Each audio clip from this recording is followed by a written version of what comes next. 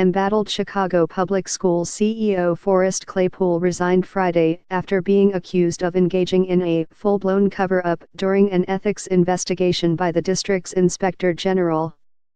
Chicago School Board President Frank Clark said Claypool's resignation is effective December 31. CPS Chief Education Officer Janice Jackson, who has long been seen as the heir apparent to the district's top office, was named as interim CEO. The board will vote on making her permanent CEO, Clark said. Mayor Rahm Emanuel, who appointed Claypool as school's chief, noted he had known Claypool for the length of his own public service. He went on to praise improvements at the school district under Claypool's leadership. He can walk out with his head held high, Emanuel said at a late afternoon press conference.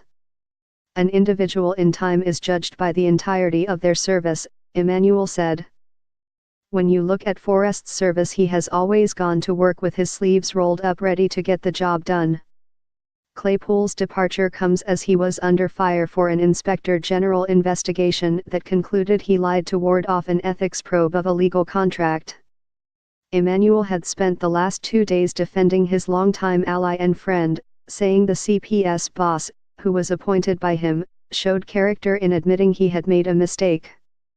But after Claypool met with all 6 members of the Emanuel-appointed Chicago Board of Education on Thursday, it was clear he did not have full support from the board, the sources said. That lack of backing, paired with the intense scrutiny the investigation had brought to Emanuel's administration, led Claypool to decide to step down immediately, a source said. In a report given to the school board earlier this week and made public on Thursday, Chicago Board of Education Inspector General Nicholas Schuler said Claypool repeatedly lied during the investigation by denying he had asked an attorney to alter a bill for legal advice on an ethics issue involving the district's top attorney. At every turn in this matter, Claypool kept making matters worse. And it appears that his decisions were driven by a clear desire to keep information harmful to his narrative from the board, the OIG and the public, Schuler wrote. Emanuel defended his school's chief both on Wednesday and again on Thursday as the Inspector General's report was being made public. There's always 2 sides, and Forrest deserves the right to be heard, and he's preparing to have that heard, Emanuel told reporters.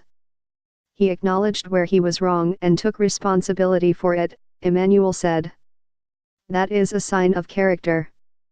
And he did it in a very public way. Emanuel did not respond when asked whether Claypool's apology came only after he got caught in a cover-up. Claypool on Thursday issued a lengthy statement in which he apologized for mistakes in judgment while defending his legacy and making it clear he disagrees with Schuler's interpretation of CPS ethics policy. To put this in perspective, this situation is about how I zealously tried to get Chicago students their fair share of state education dollars after years and years of racial discrimination, and getting those kids the best possible legal representation, said Claypool, who canceled a scheduled appearance at a Northside elementary school Thursday. He did not directly address Schuler's most damaging allegations.